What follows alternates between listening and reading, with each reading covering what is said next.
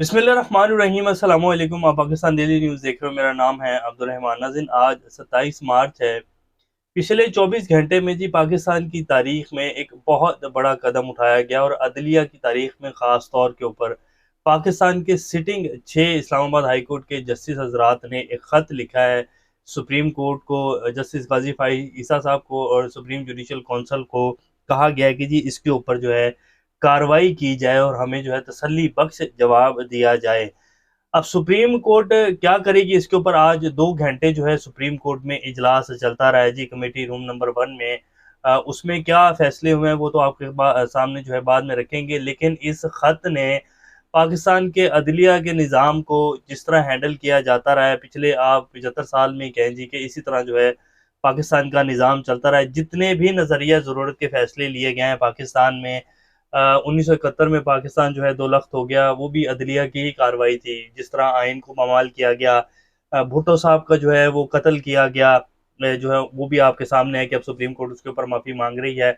और अब जो इमरान खान के केसेस में हो रहा है और बेबहा केसेस हैं पाकिस्तान की इंसाफ के निज़ाम की तारीख में, तो अब सुप्रीम कोर्ट को जी खत लिखा गया है 6 जस्टिस हजरात की तरफ से। सिटिंग 6 जजेस हैं जो कह रहे हैं कि जी हमें जो है वो ब्लैकमेल किया गया, हमें प्रेशराइज़ किया गया, हमारे बच्चों को जो है वो ज़बरदस्ती किया गया और हमसे अपनी मर्ज़ी के फ़ैसले लेने के लिए पाकिस्तान की जो खुफिया एजेंसियाँ हैं, वो किस तरह हमें प्रेशराइज़ करती रही हैं, ये आपके सामने रखेंगे। और इस टाइम जी पाकिस्तान की जो बाकी जमातें हैं जो कि इस निज़ाम की सबसे बड़ी जो हैं वो आप कह लें कि हिफाज़त करने वाले हैं और इसी निज़ाम के पैदा करदा हैं, और इनको यही निज़ाम सूट करता है जिसमें पीपल्स पार्टी है और पीएमएलएन जो है सबसे बड़ी 2 सियासी जमातें हैं जिनके अभी केसेस ख़त्म हुए हैं, जिनको एनआरओ मिले हैं। शहबाज शरीफ साहब आपको पता है कि एक दिन बाद फर्द जुर्म आयद होनी थी और पाकिस्तान के वज़ीर-ए-आज़म बना दिए गए। नवाज शरीफ साहब जो हैं उनके 1 हफ्ते में के अंदर-अंदर जो है केसेस ख़त्म हो गए। हसन हुसैन के भी केसेस ख़त्म हो गए और जिस अदालत ने ख़त्म किए इस्लामाबाद हाई कोर्ट ने और नैब अदालत ने, उनसे सिर्फ़ एक ये सवाल नहीं पूछा गया कि जी मियाँ साहब आप फ्लोर ऑफ द हाउस खड़े होकर आपने कहा कि जी ये हैं वो ज़राए। तो जब आपसे मनी ट्रेल माँगी गई तो आपने मनी ट्रेल नहीं दी। सिर्फ़ एक ये सवाल जो है नहीं पूछा गया और कह दिया गया कि जी मियाँ साहब जो हैं उनको बाइज़्ज़त बरी किया जाता है। तो आज जो ख़त लिखा गया है जी, अब इसके ऊपर होगा क्या या क्या नहीं होगा वो तो बाद की बात है, लेकिन ये पाकिस्तान की तारीख़ में पहली दफ़ा हुआ और इमरान खान के जितने भी केसेस में उनको सज़ा दी गई, इस्लामाबाद हाई कोर्ट के जो चीफ जस्टिस साहब हैं आमिर फ़ारूक साहब, उनकी खिदमात का बाज़ाब्ता तौर के ऊपर जो है इसमें वो तज़किरा किया गया इस ख़त में कि उनकी क्या खिदमात रही हैं। उनसे इन 6 जजेस हज़रात ने कितनी दफ़ा अपील की और वो क्यों खामोश रहे हैं और उनके फ़ैसले जो उन्होंने इमरान खान साहब से रिलेटेड दिए हैं, क्या वो टिक पाएँगे? अब तो ये भी कहा जा रहा है कि जी उनको जो है इस्तीफ़ा देके, जो कि चीफ जस्टिस आमिर फ़ारूक साहब हैं, जो कि सुप्रीम जुडिशल काउंसिल का भी हिस्सा है, उनको साइड के ऊपर हो जाना चाहिए। तो वो ख़त अब आपके सामने रखते हैं और फिर बाकी सब लोग क्या कह रहे हैं, क्या इस टाइम तक हो रहा है, वो तफ़सीलात भी आपके सामने रखेंगे। इस्लामाबाद हाई कोर्ट के जी justice Mohsin Akhtar Kiyani, justice Tariq Mahmood Jahangiri, justice Babar Sattar, justice Sardar Ejaz Ishaq Khan, justice Arbab Ahmad Tahir और जस्टिस सुमन रिफत साहिबा जो हैं उन्होंने इस ख़त में जी ये 6 लोग जस्टिस हज़रात हैं जिन्होंने ये ख़त लिखा है। ख़त में कहा गया कि हम बतौर इस्लामाबाद हाई कोर्ट के जज सुप्रीम जुडिशल काउंसिल से एग्जीक्यूटिव मेंबरान बशमूल खुफिया एजेंसियों के जजेस के काम में मुदाखलत और जजेस को दबाव में लाने से मुतल्लिक रहनुमाई चाहते हैं। ख़त में कहा गया कि ये मामला सुप्रीम कोर्ट के इस फैसले के नतीजे में सामने आया है जिसमें सुप्रीम कोर्ट की जानिब से जस्टिस शौकत अजीज़ सदीकी की साल 2018 में बरतरफी को गलत और गैर कानूनी करार दिया गया और कहा कि जस्टिस शौकत अजीज़ सदीकी को रिटायर तस्वुर किया जाएगा। सुप्रीम जुडिशल काउंसिल की जानिब से जस्टिस शौकत अजीज सदीको को इस वक्त बरतरफ कर दिया गया था जब इनकी जानिब से ये इल्ज़ाम आयद किया गया था कि खुफिया एजेंसियों के अहलकारों ने इस्लामाबाद हाई कोर्ट में बेंचेस की तश्कील और एहतसाब अदालत इस्लामाबाद में मुकदमात के ट्रायल में मुदाखलत करते हैं। ख़त के मुताबिक इन इल्ज़ामात के बाद इस वक्त की वफाकी हुकूमत और आर्मी चीफ की जानिब से जस्टिस शौकत अजीज सदीकी के खिलाफ शिकायत दायर की गई थी। इसमें कहा गया कि सुप्रीम कोर्ट की जानिब से अपने हालिया फैसले में कहा गया है कि किसी भी जज को सुप्रीम जुडिशल कौंसल की जानिब से तहकीकात के बगैर बरतरफ नहीं किया जा सकता। सुप्रीम कोर्ट ने अपने हालिया फैसले में जस्टिस शौकत अजीज सदीकी की बरतरफी को बदनीयती पर मबनी करार दे दिया। जस्टिस साकिब निसार थे चीफ जस्टिस, उस टाइम इमरान खान साहब की हुकूमत थी। खत के मुताबिक सुप्रीम कोर्ट के हालिया फैसले से जस्टिस शौकत सदीकी के मौक़िफ़ की जीत हुई है, ताहम गैर कानूनी बरतरफी का अजाला मुमकिन नहीं है। इस वक्त वाकई खुफिया एजेंसी के एहलकार अदालती मामला में मुदाखलत कर रहे थे, इसका जवाब नहीं मिल सका।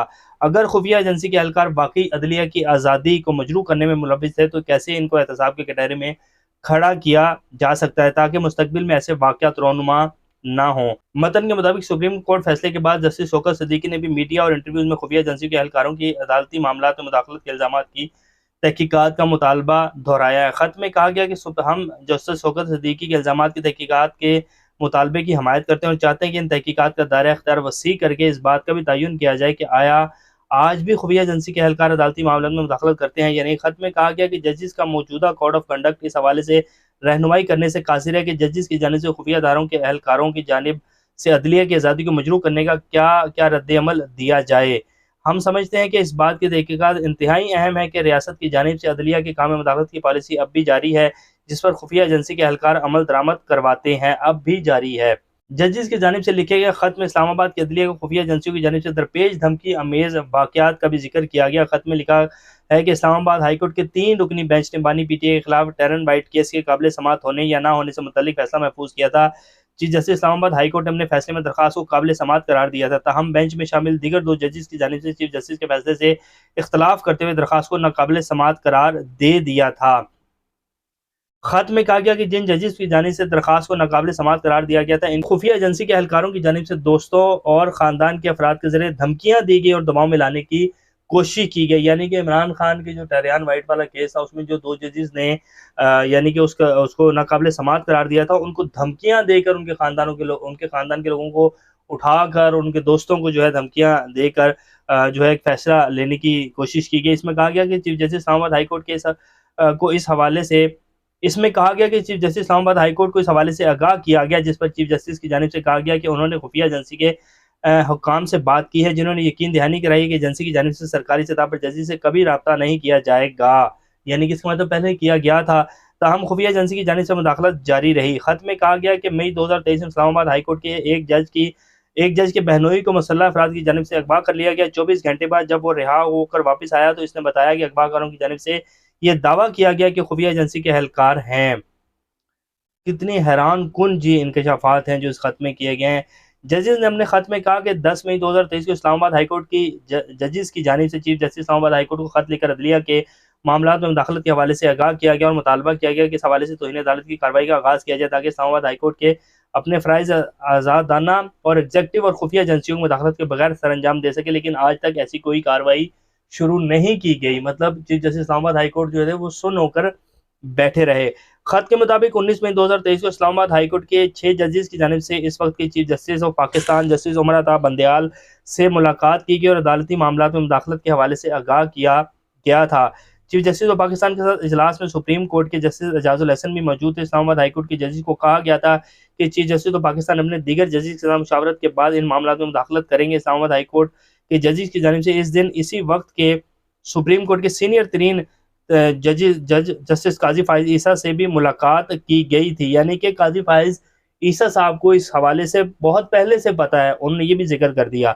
खत में कहा गया कि साल 2023 की गर्मियों में इस्लामाबाद हाईकोर्ट के एक जज अपने सरकारी रिहाइशगाह में मुंतकिल हुए मामूल की मेंटेनेंस करते हुए इंकशाफ होगा घर के ड्राइंग रूम की दीवार में लगी लाइट में वीडियो कैमरे नस्ब हैं, जिसमें सिम कार्ड भी मौजूद है। वीडियो कैमरा ड्राइंग रूम की फुटेज किसी को भेज रहा है। ऐसा ही एक कैमरा जज की रिहाइशगाह के मास्टर बेडरूम में भी नस्ब था। इन कैमरों से मुंसलिक USB को बरामद किया गया, जिसमें जज और इनके अहले खाना की निजी वीडियोस मौजूद थी। इसमें कहा गया कि chief justice Islamabad high court को भी इस मामले से आगाह कर दिया गया था, लेकिन एज यूजुअल वो फिर भी सुन रहे। आज तक ये पता नहीं चल सका कि वो कैमरे किसने नस्ब किए थे और जजिस की निजी जिंदगी की वीडियोस बनाने के जिम्मेदार किसको ठहराया जाएगा। आपको याद होगा कि मरियम नवाज साहिबा जब जेल के वो पेशियां भुगत रही थी इमरान खान साहब के दौर में और जेल भी जा रही थी, तो वो कहते थे कि जी बड़े सीनियर पाकिस्तान के जो अहदेदार हैं उनकी वीडियोस मौजूद हैं मेरे पास, और मियाँ साहब जब कहेंगे और जब सही वक्त आएगा तो हम वो वीडियोस रिलीज़ करेंगे। मैं दुआ करती हूँ कि वो वीडियोस ना आए सामने, लेकिन हमारे पास पाकिस्तान के सीनियर तरीन अहदेदारों की वीडियोस मौजूद हैं।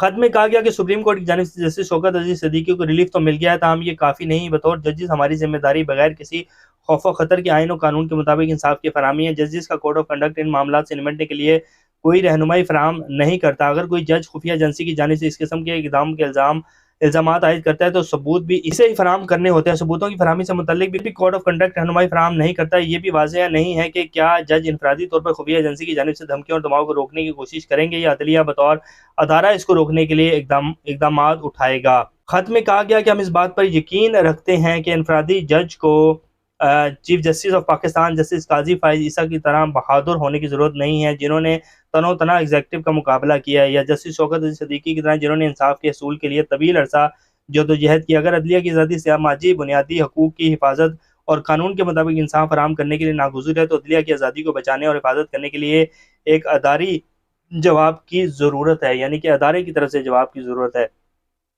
इस्लामाबाद हाई कोर्ट की जानिब से ख़त में कहा गया है कि हम दरख्वास्त करते हैं कि अदालती अमूर में इंटेलिजेंस एहलकारों की मुदाखलत और अदलिया की आज़ादी को मजरूह करने के लिए जजों को धमकाने के मामले पर गौर करने के लिए एक जुडिशल कन्वेंशन बुलाया जाए। तो जी, एक जुडिशल कन्वेंशन बुलाया जाए। इसमें कहा गया है कि इस तरह का कन्वेंशन इस बारे में मज़ीद मालूमात फराहम कर सकता है कि आया दीगर हाई कोर्ट्स के जजेस को ऊपर बयान किए गए तजर्बा से मिलता जुलता तजर्बा हुआ है। इस तरह की अदारा जाती मशावरत से सुप्रीम कोर्ट को इस बात पर गौर करने में मदद मिल सकती है कि जी क्या हुआ है, किन किन लोगों के साथ ये सब कुछ हुआ है, और अदलिया की आज़ादी को किस तरह बेहतर तरीके से तहफ़्फ़ुज़ फराहम किया जाएगा। अदलिया की आज़ादी को मजरूह करने वालों के लिए ज़िम्मेदारी का तयन करने के लिए एक तरीक़ाकार वाज़ेह किया जाए और इनफरादी जजों के फ़ायदे के लिए ये वाज़ेह किया जाए कि इन्हें कब क्या करना चाहिए। तो ये जी एक ज़बरदस्त किस्म का ख़त लिख दिया गया है, सबूतों के साथ उन्होंने लिख दिया। उन्होंने बताया कि जी हम तो इस्लामाबाद हाई कोर्ट के चीफ जस्टिस साहब के पास बारहा गए, जज के घर में कैमरे लगाए गए और जो है जज की फैमिलीज़ को उठाकर, उनके दोस्तों को उठाकर जो है उनसे जो है अपनी मनमर्जी के नज़रिया ज़रूरत के फ़ैसले लिए गए। Chief justice Islamabad high court को बताया, चीफ जस्टिस जो उमर अता बंदयाल साहब थे, जस्टिस एजाजुल हसन के सामने उनके साथ भी बात हुई। चीफ जस्टिस काजी फाइज ईसा साहब से भी मुलाकात हुई, उनको भी सारे मामले का पता है। तो हम दोबारा ये ख़त लिख रहे हैं तो बताया जाए कि कैसे इन लोगों को रोका जाएगा। एक अदारे का तरफ से जो है जवाब प्रॉपर दिया जाए ताकि जजेस जो हैं वो अपना काम जो है वो आइन और कानून के मुताबिक कर सकें। तो ये जी बिल्कुल नंगा करके रख दिया है निज़ाम को। अब टरियान वाइट वाला केस हो या इस्लामाबाद हाई कोर्ट के चीफ जस्टिस साहब में जितने भी केसेस, जिस तरह साइफर का केस है बारहा वापस किया गया, और जो कुछ इमरान खान की ज़मानत के हवाले से, जिस तरह इस्लामाबाद हाई कोर्ट के चीफ जस्टिस आमिर फारूक साहब के ऊपर जो है इमरान खान साहब ने बारहा कहा कि जी मेरे केसेस ये मत सुने, किसी और को जो है मेरे केसेस लगाए जाएँ, जो कि उनको आइन इख्तियार देता है। लेकिन बारहा उन्होंने उन्हीं के केसेस सुने इमरान खान साहब के, और फिर जिस तरह का उनको इंसाफ दिया गया वो आप सब लोगों के सामने है। तो मेरा तो ख्याल है कि अब चीफ जस्टिस साहब को जो है वो हो जाना चाहिए, इनके खिलाफ ही सुप्रीम जुडिशल काउंसिल में कार्रवाई शुरू हो जानी चाहिए। जस्टिस एजाजुल हसन या जस्टिस मुजाहिद नकवी के खिलाफ तो फ़ौरन कार्रवाई शुरू कर दी गई थी काजी फाइज ईसा साहब की तरफ से। अब इनके खिलाफ भी कार्रवाई शुरू होनी चाहिए कि जी कैसे आप चुप करके बैठे रहे हैं, आप कैसे टहरियान वाइट वाला जो केस और ये सब कुछ ये कैसे होता रहा है। तो बहरहाल देखते हैं जी, आज 2 घंटे ये इजलास जारी रहा, पूरे मीडिया इवन के अमेरिका तक। आज अमेरिकी जो तर्जुमान है मैथ्यू मिलर, उनसे जब सवाल किया गया कि जी पाकिस्तान में 6 जजेस ने खत लिख दिया है कि पाकिस्तान की एजेंसियां, खुफिया एजेंसियां, आईएसआई की बात की जा रही है जी, आईएसआई किस तरह जो है वो अपनी मनमर्जी के फैसले लेती है, किस तरह जजेस को ब्लैकमेल करती है, उनके घरों की जो है वीडियोस बनाकर उनकी खुफिया वीडियोस के जरिए जो है उनको ब्लैकमेल करती है। तो आप इस बारे में क्या कहते हैं? तो वो कहते हैं कि जी मैंने अभी जो है इस प्रेस ब्रीफिंग से आने से पहले ही जो है उस खत के बारे में सुना भी, मैंने पढ़ा नहीं है, तो पढ़ूंगा तो इसके बारे में जवाब दूंगा। तो पूरी दुनिया में इसके हवाले से जी पाकिस्तान में जो कुछ हो रहा है वो बात हो रही है। तो देखते हैं कि हमारी सुप्रीम कोर्ट क्या करती है, जिसके चीफ जस्टिस काजी फाइज ईसा साहब हैं, और उनके हवाले से जो कुछ हो रहा है, जिस तरह उन्होंने इंसाफ के ऊपर मबनी फैसले दिए हैं, वो भी आप सब लोग बेहतर जानते हैं। अब इसके ऊपर जी पाकिस्तान बार कौंसिल जो है वो तो हुकूमती ही बार कौंसिल है। उन्होंने कहा कि हम 5 अप्रैल को इजलास बुलाएंगे, लेकिन बाकी जितने भी बार कौंसिल्स हैं उन्होंने कल प्रेस कॉन्फ्रेंस करने का ऐलान कर दिया। लाहौर बार एसोसिएशन है, जिस तरह इस्लामाबाद प्रेस क्लब है, प्रेस बार एसोसिएशन है, और पीटीआई की तरफ से कहा गया है कि जी जजिस का खत पाकिस्तान के इंतजामी अमूर पर चार्जशीट है, और हम तो पहले ही कह रहे थे कि ये सब कुछ जो है खुद मन मर्जी से किया जा रहा है, ये सब कुछ जो है एजेंसियां कर रही हैं, ये सब कुछ इस्टेब्लिशमेंट की मदद से किया जा रहा है, और जो कुछ इमरान खान के केसेस में झूठे बेबुनियाद प्रोपेगेंडे वाले केसेस बनाए गए हैं। 9 मई का भी जो है सारा उन्होंने आज एक लंबी प्रेस कॉन्फ्रेंस जो है उमर अयूब साहब और बैरिस्टर गौहर अली खान ने की है। तो वो कहते हैं कि जी ये अब ऐसे तो नहीं चलेगा, ये एक चार्जशीट है पाकिस्तान की अदलिया के निज़ाम के खिलाफ, और जो लोग पीछे बैठ के अदलिया को चला रहे हैं। मौलाना साहब ने भी जी जल्दी पर तेल छिड़का, उन्होंने कहा कि जी 25 अप्रैल से तहरीक चला रहा हूँ, अब बात किसी से नहीं होगी। अब पता नहीं मौलाना साहब जो अपना रेट बढ़ा रहे हैं या बाकी भी सिरे से, अगर मौलाना फजलुर रहमान साहब बाकी तहरीक चलाने का ऐलान कर देते हैं और बाकी जमातें भी, इमरान खान साहब तो वैसे ही कह रहे हैं कि जी ईद के बाद जो है दनादन दन होगा।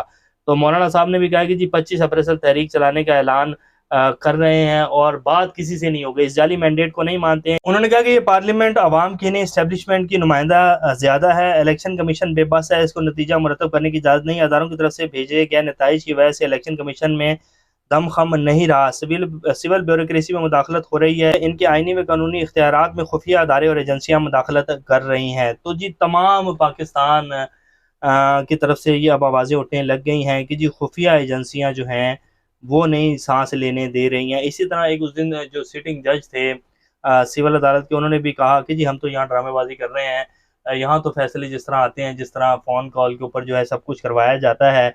और फिर लाहौर हाई कोर्ट के एक सीनियर जज जो थे उन्होंने इस्तीफ़ा दिया और उन्होंने कहा, और फिर उन्होंने अल्लामा इकबाल का शेर लिखा, तो वो भी किसी से ढका छुपा नहीं है। तो बात ये है कि अब बहुत हो चुका जी, अब इससे ज़्यादा होगा। वो कहते हैं ना कि जब आप किसी चीज़ को बहुत ज़्यादा प्रेस करते हैं, स्क्वीज़ करते हैं, तो या तो वो स्प्रिंग जो है टूट जाता है या फिर वो पुश बैक करता है, और जब वो पुश बैक करता है तो फिर उससे जो है कुछ भी नहीं बचता। तो मेरा जहाँ तक ख़्याल है कि पुश बैक होना शुरू हो गया है, ये बारिश का पहला खतरा है। तो अब ये काम शुरू हो गया है, अब ये ऐसे नहीं चलेगा जी, आप जो मर्ज़ी भी कर लें।